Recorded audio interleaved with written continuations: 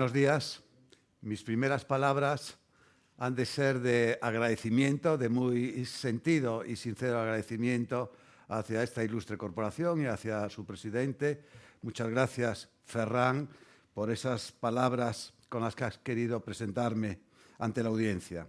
Son la enésima prueba de que la verdad y la amistad no son buenas aliadas. Y así, ya sin más preámbulos, me aplico al tema que me ha sido confiado, que versa sobre los límites de la responsabilidad de los auditores. Voy a ordenar mi exposición en tres grandes capítulos. En el primero haré un rápido repaso sobre la estructura general del sistema de responsabilidad y mi idea es poner de relieve los equilibrios que se han establecido por parte del legislador. En segundo lugar, haré una referencia y comentaré el curso o la tendencia que se advierte en la jurisprudencia, sobre todo en la jurisprudencia penal, en la aplicación de la normativa que rige la responsabilidad de los auditores. Y, en tercer lugar, finalmente, pues haré una breve reflexión sobre cuáles pueden ser las consecuencias, cuál puede ser el impacto de esta tendencia de la jurisprudencia en la industria, en la profesión y, en general, en la ordenación razonable de esta materia. Primer capítulo. ¿Cuál es el equilibrio del sistema de responsabilidad? Bueno, para eso me gustaría de antemano introducir la cuestión del gatekeeping. El gatekeeping es una estrategia especial de realización del derecho a la que recurre el ordenamiento cuando la estrategia general, basada en la disuasión directa, tiene limitaciones o resulta costosa de administrar o de implementar, como sucede ciertamente en el ámbito del cumplimiento de las normas contables por parte de las empresas. La auditoría es la forma paradigmática de gatekeeping y el auditor es quizá el prototipo de los gatekeepers. Pero el recurso a una estrategia de gatekeeping no solo requiere que existan deficiencias en el resto de los sistemas de realización del derecho y en particular en el que hemos llamado la Estrategia General de Disuasión, sino también que se den ciertos presupuestos específicos. El primero es obvio. Tiene que haber un guardián y una puerta que guardar. Es decir, tiene que haber un servicio que resulte necesario o conveniente al destinatario de las normas para conseguir sus objetivos privados y una persona que esté en condiciones de denegar ese servicio. Esta es la clave. En nuestro caso, ese servicio es el servicio de auditoría que consiste en proporcionar credibilidad sobre los estados financieros de las empresas y la persona que está en condiciones de denegarlo mediante la negativa a emitir el informe o más correctamente, mediante la negativa a emitir un informe limpio, es el auditor. El segundo presupuesto exige que el ordenamiento pueda inducir a los gatekeepers a prevenir las infracciones a un precio razonable, donde razonable significa que ha de existir una determinada relación entre el coste en que ha de incurrir el cliente para obtener el servicio y el beneficio que puede esperar de él el cliente y la sociedad, que está naturalmente relacionado con la calidad de ese servicio. Y el tercero y último de esos presupuestos es que existan condiciones en la oferta y en la demanda del servicio que aseguren la disponibilidad del gatekeeper para cumplir su papel y la de sus clientes para aceptar que lo cumpla. Este era el planteamiento general que hice ya hace tiempo en un pequeño libro que escribí que se llamaba La ley, el mercado y la independencia del auditor. El objetivo de esta disertación, de la disertación de esta mañana, se centra en el segundo presupuesto. ¿cómo puede inducir el ordenamiento a los auditores a que cumplan su papel a un precio razonable? La respuesta es relativamente fácil, estableciendo un régimen de responsabilidad por infracción de sus obligaciones profesionales como gatekeeper, es decir, por la infracción de la lex artis de la auditoría, que no sea ni demasiado riguroso o severo, ni demasiado indulgente o ligero. Como siempre, in medio virtus. La virtud siempre está en el medio. Las razones por las que la responsabilidad debe ser la justa, ni mucha ni poca, son intuitivas. Mucha responsabilidad plantea dos problemas graves. Uno es que puede incrementar el precio de la auditoría, se entiende, incrementarlo excesivamente, si eleva el coste marginal de producción para el auditor, incluido el riesgo del pago incluido el pago del seguro, más allá del beneficio marginal que de ello obtiene el cliente y la sociedad. Lo cual determinará que si la auditoría es voluntaria no se contratará y que si es obligatoria haya riesgo de dispendio. Y aunque parezca paradójico, el otro problema es que puede reducir la calidad de la auditoría. Esto parece contraintuitivo porque, en principio, si se incrementa la responsabilidad del auditor, uno supondría que las variables principales de la calidad de la auditoría, las variables principales de la calidad de la auditoría son dos. Una es tecnológica, y es, naturalmente, pues, la probabilidad de que el auditor detecte o pueda detectar irregularidades en los estados contables, y la otra variable es deontológica y es la probabilidad de que el auditor quiera ex ante detectarlas y quiera después comunicarlas. Pues bien, el régimen de responsabilidad, si se incrementa, si se endurece más allá del punto razonable, puede reducir la calidad. Puede reducir la calidad porque, aunque en principio cabe esperar que tanto la probabilidad tecnológica como la probabilidad deontológica reduzcan, hay un tercer atributo de la auditoría que no se tiene en cuenta normalmente y es el del juicio profesional, el del criterio profesional. Y el incremento de la responsabilidad puede conducir, y de hecho eso está comprobado empíricamente, a la mecanización del trabajo del auditor y con ello a la reducción de ese tercer atributo de la calidad que está a medio camino entre la competencia técnica y la independencia y que se basa en un tipo de pericia muy especial que se denomina juicio o criterio profesional, que es con frecuencia lo que más se aprecia en la actividad profesional. Del médico apreciamos el ojo clínico, del jurista el sentido jurídico, pues también del auditor debemos apreciar eso. Un exceso de responsabilidad a lo que conduce es a que mecanice su trabajo y que por consiguiente se pierda este atributo que le ofrece, que añade mucha calidad o mucho valor a su trabajo. Bueno, no hace falta decir que, naturalmente, el problema inverso de la poca responsabilidad, demasiado poca responsabilidad, también tiene sus problemas y no es necesario, por lo tanto, ahora pararse en ello. Por lo tanto, digamos que la conclusión de la que parto, y creo que todo el mundo parte y es razonable, es de que en este ámbito, como en tantos otros, no existen soluciones esquina. La solución siempre está en una zona intermedia o de equilibrio entre la severidad y la indulgencia. El problema está en cómo se articulan entre sí y calibran las distintas piezas del régimen de responsabilidad para alcanzar el óptimo. El ejercicio tiene muchas variables y depende de muchos factores, incluso, por ejemplo, de la sofisticación financiera o técnica del aparato judicial. Aquí voy a referirme a tres variables básicas en la solución de los equilibrios.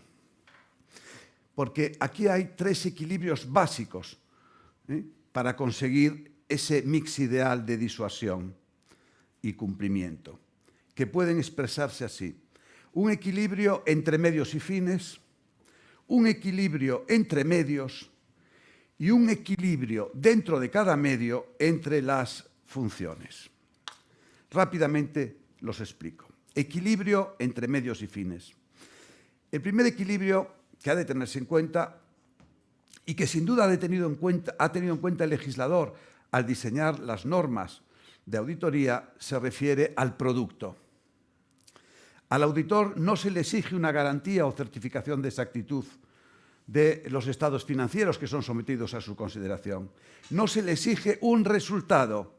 Lo único que le pide el legislador es un juicio de probabilidad, un juicio demoscópico, podríamos decir. La opinión emitida por el auditor ha de entenderse como un juicio de que, hechas las pruebas oportunas, aquellas que son razonables en términos también de coste, lo más probable es que los estados financieros reflejen la imagen fiel de la situación patrimonial y económica de la empresa. De ahí esos conceptos fundamentales de razonabilidad y de materialidad que definen el producto. Ya lo decía el presidente en la presentación, la seguridad no es absoluta, no se busca una seguridad absoluta, tampoco se busca evitar cualquier tipo de incorrección, solo aquellas que son materiales o que son relevantes. Es importante recordar estas cuestiones elementales relativas a la definición del producto porque el juicio de responsabilidad no puede prescindir de él. El juicio de responsabilidad debe hacerse por referencia a esos estándares rebajados, por así decirlo, podríamos decir, de calidad, que no es una calidad total, sino una calidad razonable. Y es especialmente importante para evitar ciertos problemas cognitivos a los que haré referencia, como es el sesgo retrospectivo, como es el sesgo por el resultado, e incluso algunos problemas emocionales, como es, por ejemplo, el sesgo redistributivo que plantea la administración de los conceptos más indeterminados, de los conceptos generales, de las cláusulas generales del derecho y en general del problema que plantean la incertidumbre. Segundo punto, equilibrio entre medios. El segundo equilibrio al que conviene aludir se refiere a la relación entre los diversos medios, o si ustedes prefieren, remedios o mecanismos de responsabilidad, que son básicamente tres: la responsabilidad civil, la responsabilidad disciplinaria o la responsabilidad administrativa o disciplinaria y finalmente la responsabilidad penal. La consigna aquí es que se debe evitar el solapamiento innecesario. Por ello, a poder ser, el equilibrio debe buscarse mediante una relación de sustitución y no mediante relaciones de complementación entre estos remedios. Dejando de lado por ahora, volveremos más tarde, la responsabilidad civil, que cumple también una función compensatoria, hay que decir que el legislador español ha confiado la función preventiva a la responsabilidad administrativa. Y esto es muy importante, No ha considerado necesario criminalizar las infracciones más graves y, en concreto, no ha considerado necesario tipificar como delito las infracciones que están previstas hoy en el artículo 71, letra A, la primera infracción, la primera infracción que se califica como muy grave dentro de la Ley de Auditoría de Cuentas. Es importante para la reflexión, por lo tanto, que tengamos en cuenta que el legislador ha tomado deliberadamente la decisión de confiar la función sancionatoria y la función preventiva a la normativa administrativa. No ha querido, dicho en otros términos, no ha querido imponer responsabilidad penal al auditor, aunque realice de manera dolosa o de manera gravemente culpable informes falsos o inexactos de auditoría contrarios a las pruebas realizadas. Repito, este es un tema importante y quiero subrayarlo. No hay en nuestro derecho un delito de falseamiento contable, de falseamiento del informe del auditor de cuenta. El tipo contemplado en el artículo 290 del Código Penal o en el 282 bis exige que la falsedad haya sido cometida por los administradores. No menciona a los auditores ni se refiere a documentos distintos de las cuentas, no se refiere a los documentos emitidos por los auditores y concretamente al informe de auditoría. Hay que recordar también que a pesar de la insistencia de algunos penalistas de que se tipificase como delito el falseamiento contable, el falseamiento realizado por el falseamiento del informe de auditoría, porque consideraban o consideran algunos que es necesario, desde el punto de vista de la política criminal, crear un tipo similar a el tipo del falseamiento de cuentas por los administradores contemplado en el artículo 290 para los auditores. A pesar de eso, repito, el legislador no lo ha hecho. En el año 2007 se presentó un proyecto de reforma del Código Penal en el que se propuso añadir al artículo 290 del Código Penal un nuevo párrafo del siguiente tenor. Leo textualmente. Las mismas penas se impondrán, es un párrafo que iba al final del actual artículo 290 del Código Penal, que se refiere, como repito, al falseamiento de cuentas por parte de los administradores. Pues decía, las mismas penas se impondrán a los auditores que, incumpliendo sus obligaciones y conociendo, aquí está el dolo, la falsedad de las cuentas anuales u otros documentos a los que se refiere el párrafo anterior, emitieran informe favorable sobre ellos. Es cierto que otros legisladores, por ejemplo el legislador alemán en el artículo 332 del HGB, han tipificado penalmente esto, pero España no lo ha hecho y además, a mi juicio, la solución por la que ha optado el legislador español es plausible, ha de aplaudirse, porque especialmente en contextos de incertidumbre, la amenaza de la sanción penal puede tener inconvenientes muy severos para la calidad de la auditoría, como ya he anticipado y veremos al final. No se trata solo del problema de la inasegurabilidad de los daños dolosos, sino también que exacerba el problema de las llamadas auditorías defensivas. Por lo tanto, me parece que aquí hay un tema importante, es que el silencio del Código Penal sobre los falseamientos de las falsedades en los informes de auditoría es un silencio elocuente. Y finalmente me refiero ya al tercer equilibrio, que es el equilibrio entre las funciones. Y este equilibrio se plantea específicamente en relación a la responsabilidad civil, puesto que ésta tiene una doble función, una función de compensación de las víctimas que han sufrido el daño y una función preventiva. Y estas funciones han de coordinarse y por eso hablamos de un equilibrio entre funciones. El trade-off establecido por nuestro legislador ahora trata de evitar la sobredisuasión y a tal efecto diseña la función compensatoria con ciertas limitaciones. A diferencia del derecho común de la responsabilidad civil, la responsabilidad civil del auditor no es solidaria, sino proporcional. Artículo 26.2 de la Ley de Auditoría. Esta es una limitación cuantitativa importante. Otra limitación debería estar, aunque esta ciertamente no está bien escrita, en el estándar de diligencia aplicable. Hace tiempo mi querido amigo y colega, el profesor Pantaleón, dedicó un estudio muy fino a esta materia, estableciendo que, aunque la ley guarde silencio, debe entenderse que para facilitar el juicio profesional, en la zona de aplicación de las cláusulas generales, la indeterminación exige, de hecho, rebajar el estándar para que solo pueda ser operable o solo pueda ser activable, mejor dicho, la responsabilidad civil de los administradores en relación a terceros.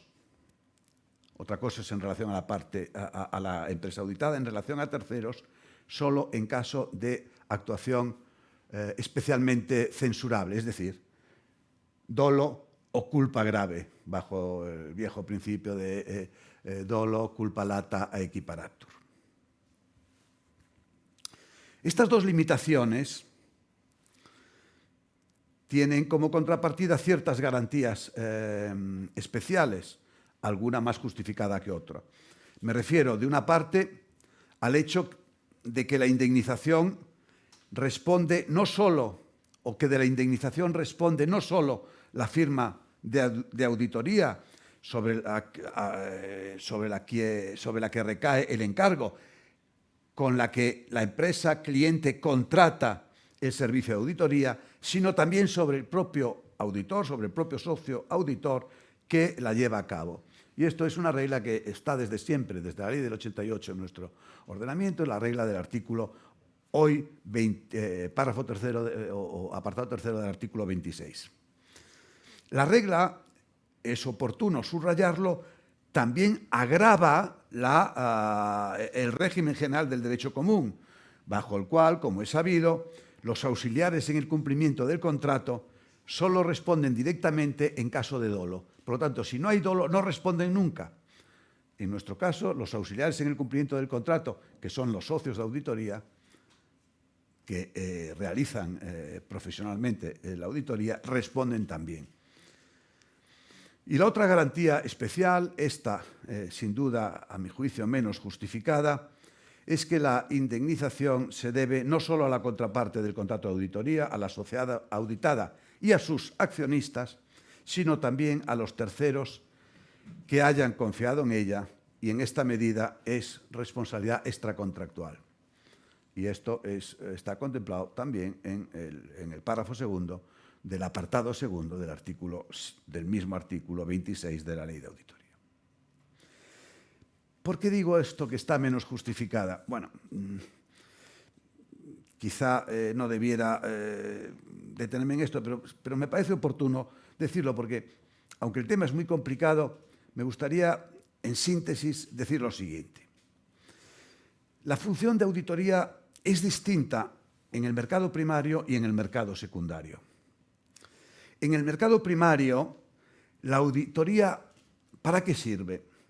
En el mercado primario, cuando hablo de mercado primario, hablo del mercado de emisiones, o en el mercado de la compraventa, pues si yo quiero vender mi empresa, pues naturalmente el tercero que quiere comprarla, pues quiere tener certidumbre acerca de la situación en la que se encuentra desde el punto de vista patrimonial y económico. Pues bien, en el mercado primario, la auditoría sirve para reducir la asimetría de información que existe entre el vendedor, que está bien informado, la sociedad que emite los valores o el accionista de control que la vende, y el inversor externo que compra, que no está informado.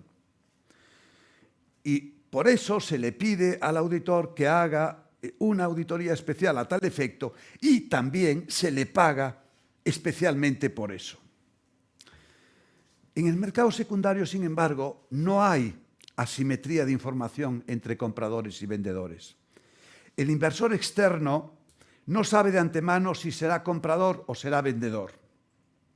Consiguientemente, no sabe si le aprovechará o se verá perjudicado por una auditoría falsa, que naturalmente siempre una auditoría falsa, un informe favorable que no se corresponde con la realidad, siempre sobrevalora a la compañía y, por lo tanto, sobrevalora el precio de sus acciones en el mercado.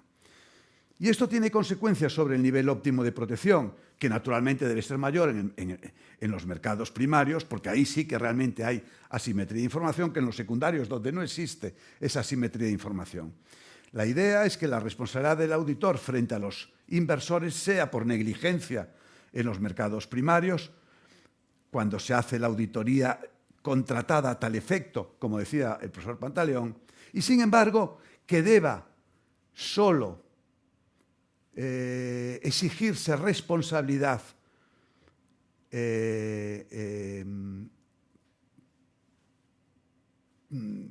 por dolo o culpa grave en los mercados secundarios. Porque ahí, repito, no hay ninguna asimetría de información y, por lo tanto, la responsabilidad cumple una función más bien distributiva. Bueno, tendremos ocasión, si acaso, después en el coloquio de profundizar sobre estos temas. Pero digo esto porque esta explicación, que está bastante clara desde el punto de vista económico, era la solución tradicional en el ámbito de la responsabilidad civil, porque jurídicamente eso se explicaba muy bien, y el profesor Pantaleón lo ha explicado muy bien desde el punto de vista de la responsabilidad extracontractual. No existe un deber general de cuidado fuera de los daños que se causan a la propiedad o a la integridad física, y por lo tanto no hay un deber de diligencia especial que pueda considerarse infringido por los auditores frente a el mundo en general, el mundo universal. Lo que en el ámbito de la responsabilidad civil existe son deberes de diligencia agravados porque el deber consiste en no dañar de manera dolosa o incluso de manera gravemente culpable.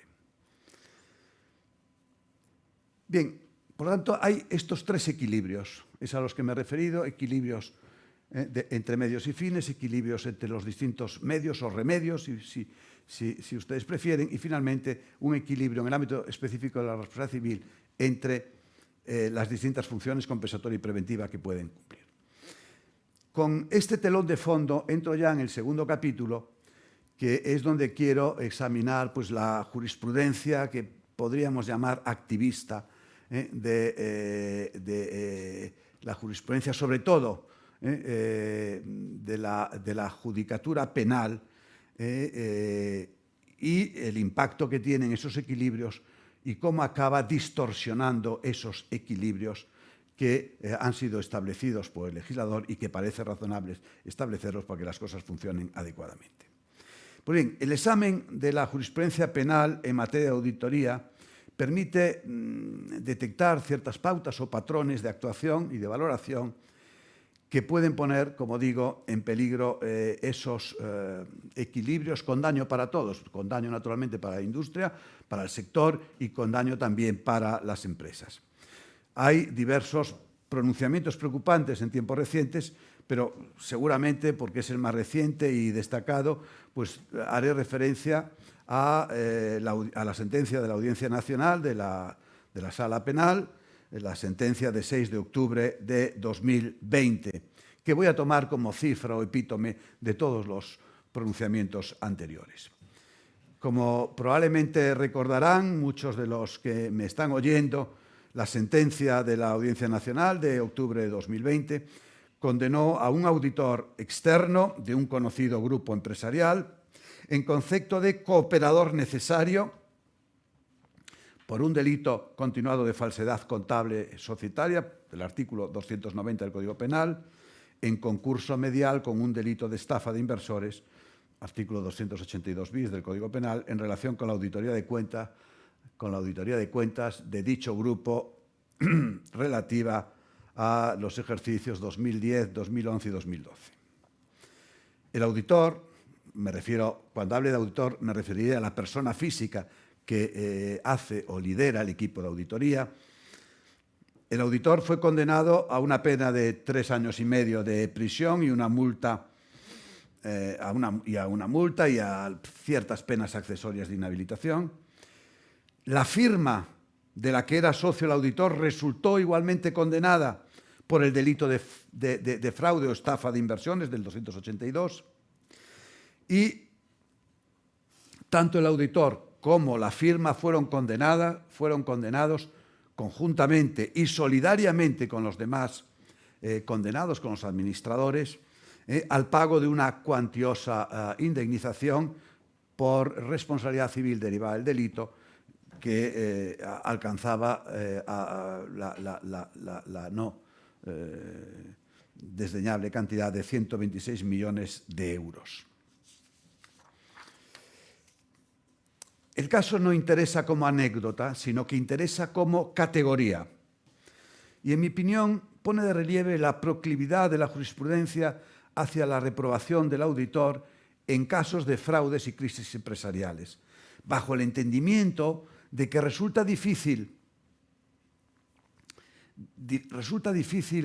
entender una debacle empresarial sorpresiva o sorprendente sin la colaboración activa o al menos sin la vista gorda, sin una política de avestruz por parte del auditor.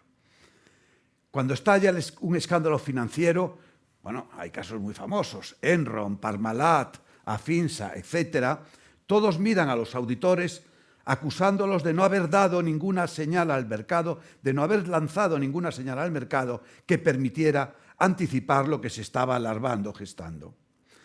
Y este juicio madura a partir de una precomprensión inexacta de la labor del auditor, detrás de la cual sobrevuela siempre el viejo tema del gap o brecha de expectativas. Ese gap alude a la disparidad entre lo que los auditores entienden que son sus funciones, y cuando hablo aquí de los auditores, hablo de los auditores, pero también de lo que las instituciones propias de la auditoría entienden que son sus, y aquí estamos en una institución de la auditoría, y también lo que entienden los supervisores, como puede ser, por ejemplo, el Instituto de Contabilidad y Auditoría de Cuentas, el ICAC. Repito, el gap se produce siempre que existe una brecha entre lo que los auditores entienden que son sus funciones y lo que los usuarios externos, y en nuestro caso muy especialmente los jueces, esperan de ellos. Por eso, aunque uno pueda entender que el juicio de estos usuarios externos y de estos jueces pueda estar subjetivamente bien intencionado, y desde luego los jueces siempre, sin duda, obran de buena fe bajo convicciones morales propias, repito que aunque subjetivamente esté bien intencionado, resulta objetivamente perverso para la industria porque destruye el primer equilibrio, el equilibrio entre medios y fines. Tengo para mí que los jueces esperan del informe de auditoría mucho más de lo que deben esperar y a partir de esta premisa el razonamiento entra en pendiente resbaladiza, se desliza por una pendiente muy, muy peligrosa. No sacan los jueces todas las consecuencias de que la función del auditor no es garantizar la imagen fiel de las cuentas, sino simplemente expresar un juicio demoscópico de probabilidad. En casos de fraude financiero, con frecuencia los auditores son la primera víctima. No quiero decir que esto sea siempre así, y no quiero decir tampoco que en el caso de la sentencia de la Audiencia Nacional hubiera sido así.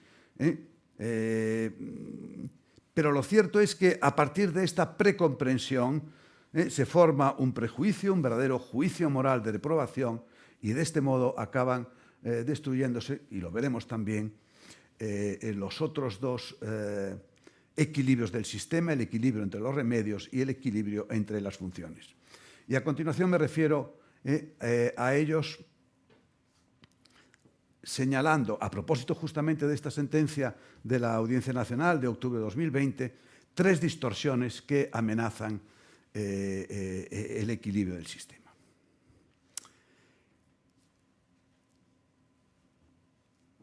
Me refiero primero al tema de la participación en el delito de los administradores y el problema del sesgo retrospectivo.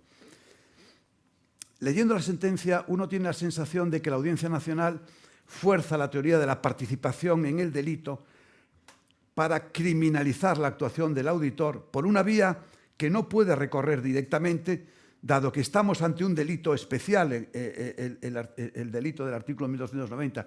Y cuando digo delito especial, esto es una terminología de los penalistas, que quiere decir que el delito de falseamiento contable, como delito societario que es, solo puede ser cometido por los administradores. Y, por lo tanto, como no existe un delito de falseamiento del informe de auditoría por parte de los auditores, lo que tratan de hacer los jueces es incriminar penalmente a los auditores, considerando que ellos han no han cometido el delito de falseamiento contable, porque eso lo cometen los administradores, sino que han participado a través de la técnica penal de la participación en un delito ajeno, de que han participado y por eso merecen la sanción penal. Y específicamente, en este caso, la conclusión fue que ha participado como cooperador necesario. Bien, repito, de este modo, ¿qué es lo que sucede? Que se acaba metiendo por la ventana de la participación, de la teoría de la participación en el delito, lo que el legislador echó por la puerta de la tipicidad al resolver no incorporar al Código Penal el delito de falsedad del informe de la auditoría. La decisión de política criminal y el equilibrio establecido entre los distintos remedios quedan así arrumbados. Y es que la falsedad del informe de auditoría, se ocupa única y exclusivamente la responsabilidad administrativa, al calificarlo como infracción muy grave en el artículo 72A de la Ley de Auditoría de Cuentas.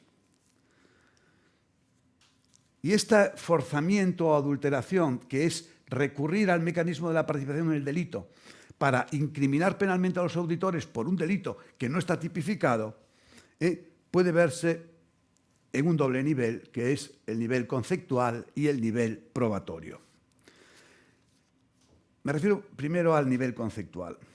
Asumiendo, a efectos puramente dialécticos, de que el auditor, en este caso de la sentencia de octubre de 2020, hubiera actuado dolosamente, es decir, que hubiera emitido el informe limpio a sabiendas de que los estados financieros adolecían de graves irregularidades, lo que daría lugar, repito, a una infracción muy grave, sancionable administrativamente como tal.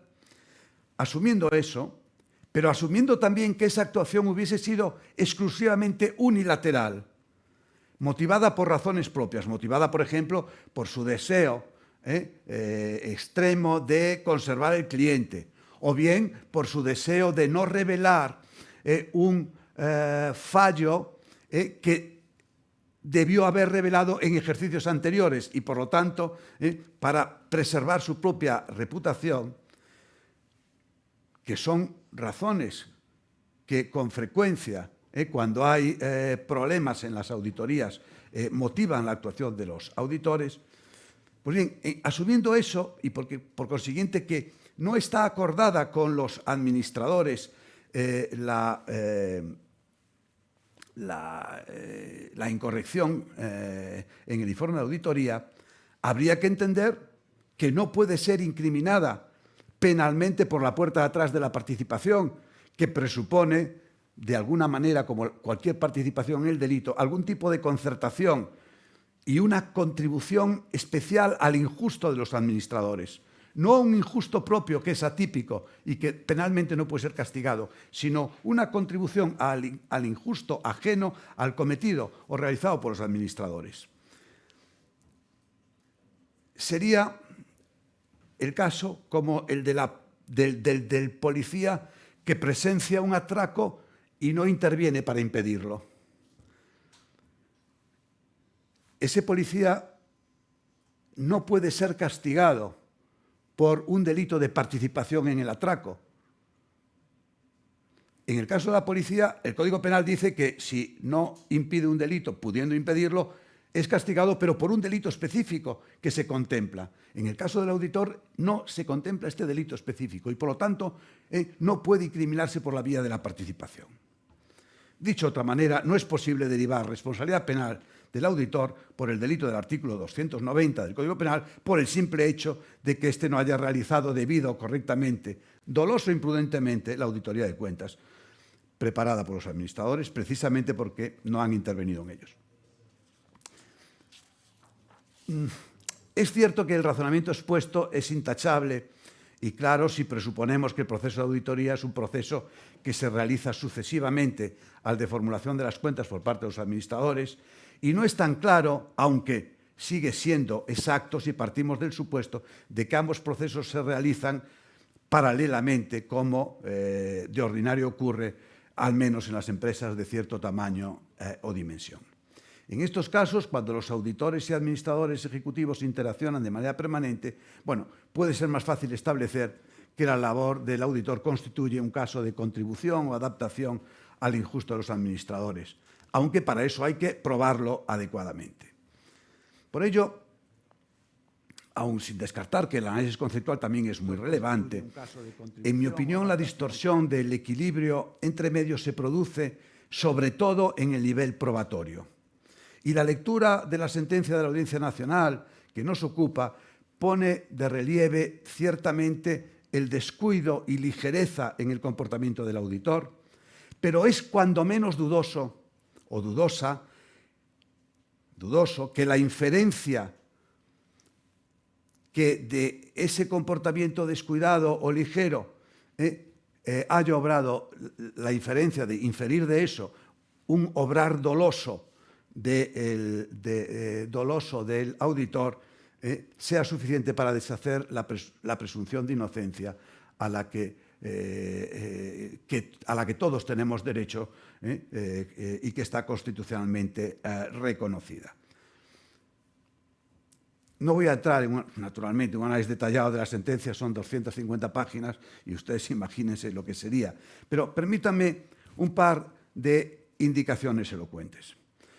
Bueno, la primera es que, según parece y según las noticias que yo tengo, la autoridad administrativa, el ICAC, no habría percibido la existencia de un falseamiento doloso del informe de auditoría que constituye el tipo primero y más básico de infracción grave en el artículo 71.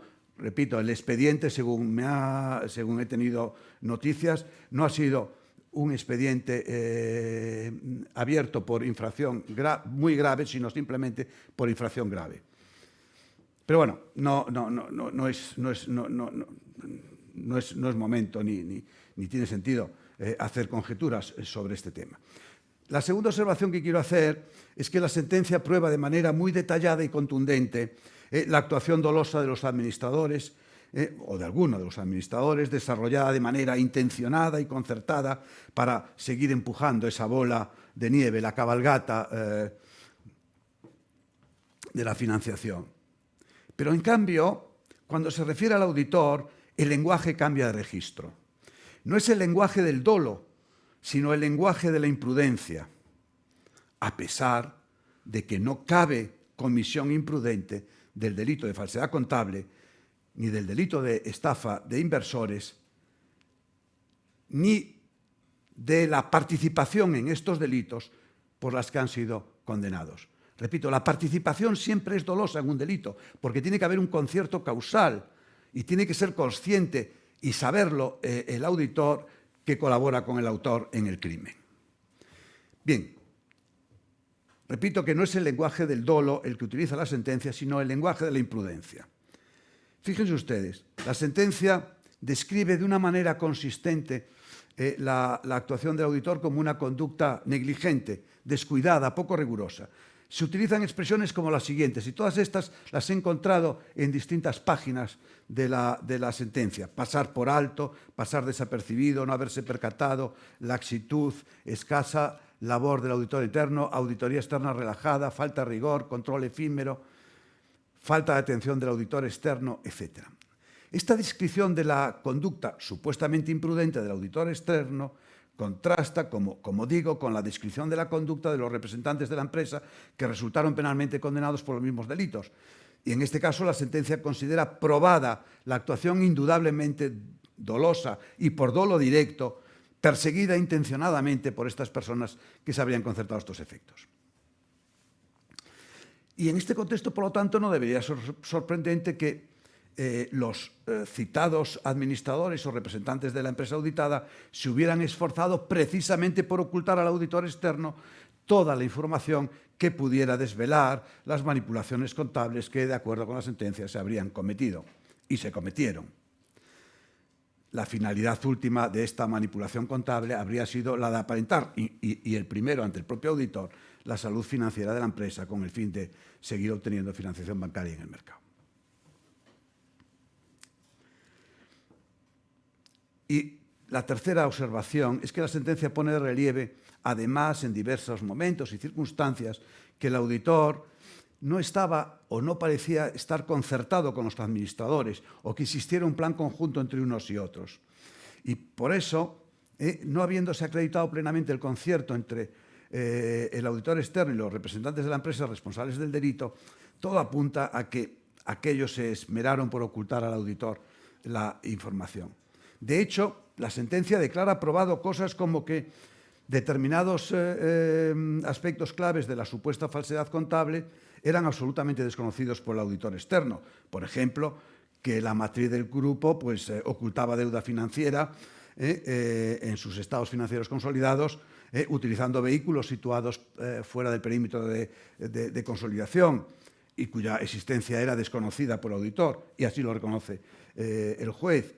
Otro ejemplo, que el auditor, y también lo reconoce el juez, ignoraba que ciertas cesiones de créditos que hacía la matriz, créditos contra sus filiales, se hacían ignoraba que se hacían con recurso. El auditor ignoraba que se hacían con recurso y que, por tanto, no podían darse baja en el balance, cuando en realidad lo que decía el contrato había sido desmentido por cartas laterales, por side letters de la empresa al banco, garantizado el pago de los créditos a las filiales. Pero el auditor no lo sabía. El auditor veía el contrato de factoring, veía la cesión de las facturas y allí se decía sin recurso. El recurso se había plasmado en cartas, digamos, laterales. Yo no afirmo nada ni niego nada sobre lo que en realidad sucedió. Nada más lejos de mi intención que aventurarme ahora en especulaciones. Lo único que digo es que uno se queda insatisfecho tras la lectura de la sentencia, tan prolija en muchos aspectos, y desde luego no está seguro de que quede demostrado quod erat demonstrandum, de que quede demostrado, como exige la garantía constitucional de la presunción de inocencia, más allá de toda duda razonable, que efectivamente el auditor participó en el sentido penal en el delito de falseamiento de las cuentas hecho por los administradores. No puedo detenerme ahora en la reconstrucción del proceso mental que subyace al razonamiento de la sentencia de la Audiencia Nacional, que creo que se ve afectado por tres problemas cognitivos. Uno, el ya mencionado del gap de expectativas. Dos, el sesgo retrospectivo. Todos tendemos a elevar la probabilidad de que algo acontezca cuando finalmente comprobamos que ha acontecido. La probabilidad que habíamos calculado ex ante la recalculamos ex post. Y tercero es el sesgo del resultado, que es un sesgo conexo al sesgo retrospectivo, pero conceptualmente diferente, y es que tendemos a condenar las decisiones que acaban mal.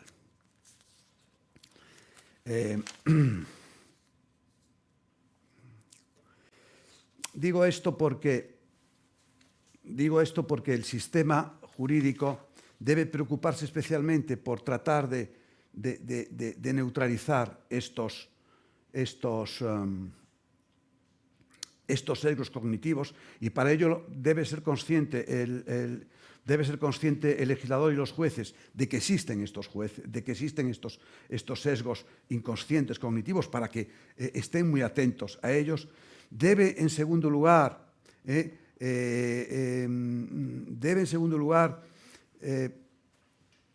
tenerse muy en cuenta el juicio de los supervisores que son expertos y de la práctica, y aparte de lo que es naturalmente pues la práctica generalizada entre los del sector, los estándares de auditoría y digamos la costumbre del lugar. Es curioso, por ejemplo, que la sentencia apenas contenga referencias a normas de auditoría o estándares contables infringidos. Y, sobre todo, es necesario tener en cuenta que, en relación a conceptos que aparecen rodeados de incertidumbre o de discrecionalidad técnica. Pienso, pues el juicio sobre lo que es una empresa en funcionamiento. Muchos de los juicios que tienen que hacer los auditores debe optarse, repito, por un ámbito de inmunidad no justiciable. El tiempo se me echa encima, el tiempo cronológico, el tiempo del reloj a veces es más incontrolable aún que el tiempo atmosférico. Por lo tanto, voy a tratar de ir ya ajustando y resumiendo lo que queda. Me he referido a la primera distorsión en el equilibrio, que es la que se genera con esta apelación a la participación en el delito para incriminar penalmente una conducta que no debiera estar en el Código Penal. Pero la segunda distorsión que se produce es que, como consecuencia justamente de la incriminación penal del auditor, automáticamente se incrimina penalmente a la firma de auditoría como delito cometido por la persona jurídica. En las 259 páginas de la sentencia se dedica al tema solo 3 líneas y el juez dice, la audiencia dice, la responsabilidad personal en concepto de cooperador necesario del auditor acarrea la responsabilidad penal de conformidad con el artículo 31 bis y 288 del Código Penal de la Sociedad de Auditores. Esto es todo lo que dice la sentencia para condenar a la firma de auditoría. Y la verdad es que no hay por dónde cogerlo. La responsabilidad de la persona jurídica tiene una técnica muy concreta en nuestro derecho y en general en los derechos de nuestro entorno. No es una responsabilidad vicarial, no es una responsabilidad vicarial, y esto quiere decir que no se transfiere automáticamente la condena penal de un auditor a la firma. No se transfiere automáticamente. Es siempre la condena penal de la persona jurídica o el delito de la persona jurídica una responsabilidad por hecho propio. Y desde luego nuestro derecho, a raíz de las sentencias de la Sala Segunda de 29 de febrero de 2016 y de 16 de marzo de 2016, esta última del juez Marchena, siendo ponente el juez Marchena, a raíz de estas sentencias y también teniendo en cuenta el tenor del artículo 31 bis del Código Penal, quedó claro que la responsabilidad de la persona jurídica, la responsabilidad penal de la persona jurídica, la responsabilidad penal de la firma del auditor se basa en un hecho propio, en un hecho, eso sí, negligente, que es la culpa in vigilando. Y para eso hay que probar que el auditor, hay que probar que el auditor ha incurrido en responsabilidad penal por haber incumplido la persona jurídica y concretamente por haber incurrido el Consejo y los administradores de la sociedad de auditoría en infracción de sus deberes de supervisión, vigilancia y control. Es, por lo tanto, un problema de culpa in vigilando, pero que hay que demostrar. Sobre este punto no hay margen para la duda o la vacilación. Repito, el Tribunal Supremo es claro al afirmar que la condena de la persona jurídica solo puede apoyarse en la previa declaración como probado de un hecho delictivo propio de la propia persona jurídica asociado a defectos de organización y cumplimiento de compliance, los deberes de supervisión, vigilancia y control. Por lo tanto, he aquí una segunda distorsión, que es la incriminación automática de la firma de auditoría. Va de suyo que no se ha probado nada, no hay el más mínimo rastro probatorio del incumplimiento por parte de la firma de auditoría de sus deberes de organización de un modelo de gestión y prevención de delitos y de compliance suficientes. Y de hecho, además, sería muy difícil de que se hubiese podido probar esto porque en el ámbito de las firmas de auditoría, porque justamente sus sistemas de control, compliance y prevención de delitos están sometidos a la supervisión periódica del ICAC. Y ya entro en la tercera distorsión, que es muy interesante. Y la tercera distorsión es que, simplificando mucho, es que al aplicar las normas del Código Penal en materia de responsabilidad civil derivada del delito, se trata o se busca o se consigue, no sé si se busca de propósito, pero lo cierto es que ese es el resultado objetivo al que se alcanza, se logra sortear o soslayar una limitación de responsabilidad muy importante, que es la que está asociada al carácter proporcional de la responsabilidad. Ya lo he dicho antes, el artículo 26, párrafo segundo de la Ley de Auditoría de Cuentas establece que la responsabilidad del auditor y de la firma de auditoría es una responsabilidad proporcional.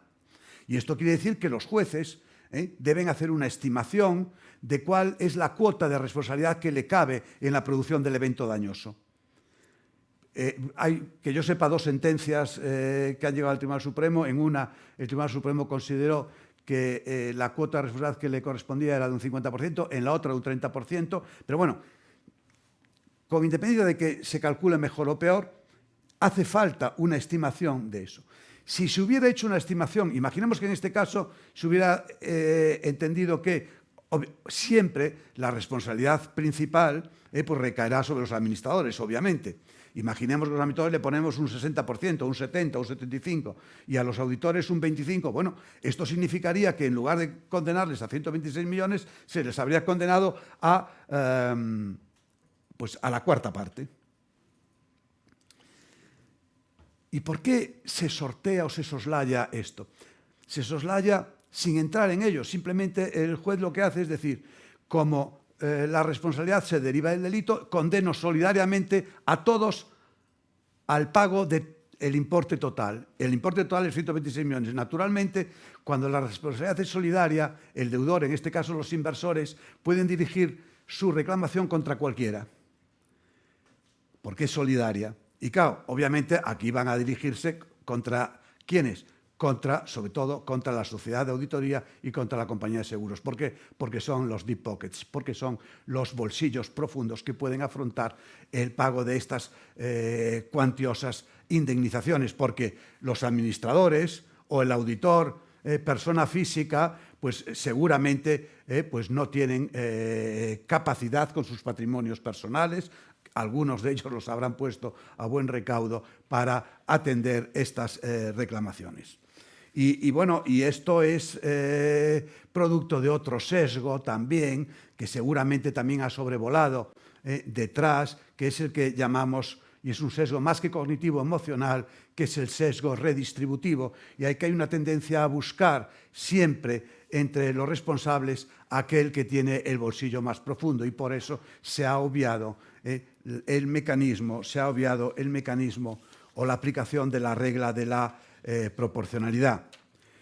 Uno, si acaso, podría entender que se obviase la aplicación de la regla de responsabilidad en relación al auditor persona física, supuesto que efectivamente se hubiese entendido que actuó dolosamente, porque en el caso de dolo puede entenderse, de acuerdo con una interpretación de los artículos 1102, 1103 y 1107, párrafo segundo, que el dolo rompe, quiebra, hace desaparecer cualquier limitación de responsabilidad, incluida, aunque no está específicamente expresada, la limitación derivada de la regla de la proporcionalidad. Pero lo que desde luego no podría nunca en ningún caso es extenderse esta supresión o de la limitación derivada de la regla de la proporcionalidad a la firma de auditoría. ¿Por qué? Porque ella nunca responde por dolo, sino por negligencia, por culpa invigilando, por defecto de organización. Y ya llego al capítulo final, que no es un capítulo, sino simplemente un mensaje. Quizá, porque el tiempo se me ha echado encima, lo haya hecho un poco atropelladamente, pero llego al final y la pregunta con la que tenemos que despedirnos es ¿cuál es el impacto que tiene todo esto en la industria, en el sector, en la profesión?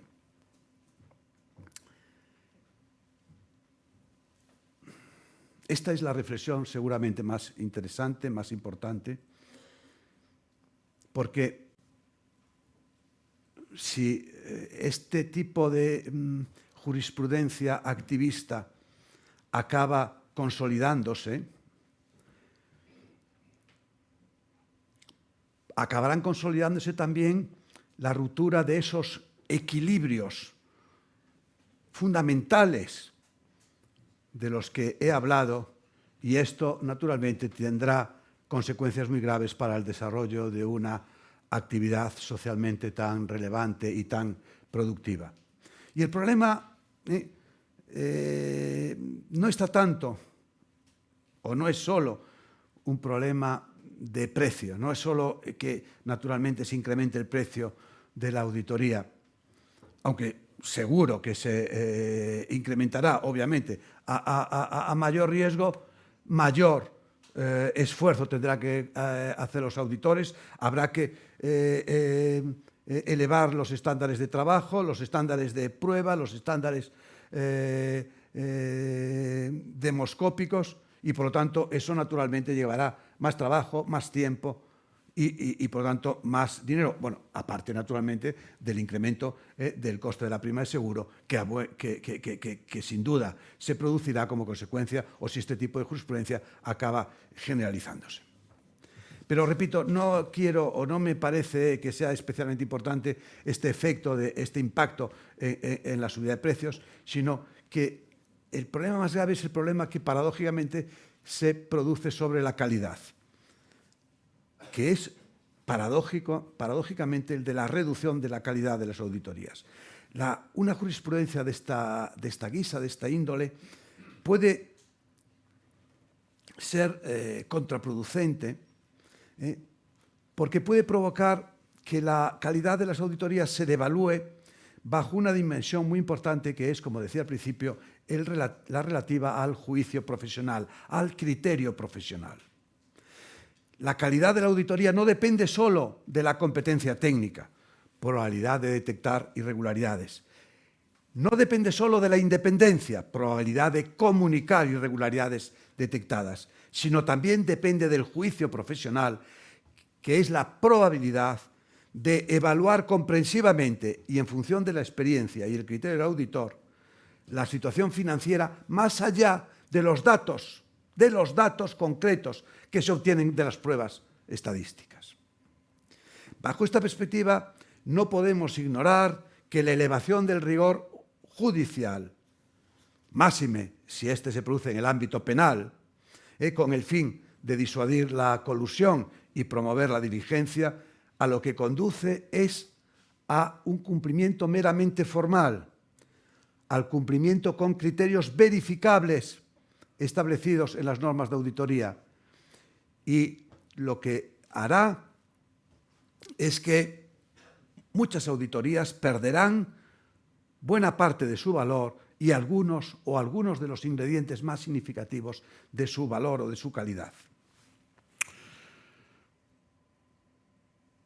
Se corre el riesgo, cuando aumentamos el rigor de la responsabilidad, de eso que se ha llamado una independencia trivializada.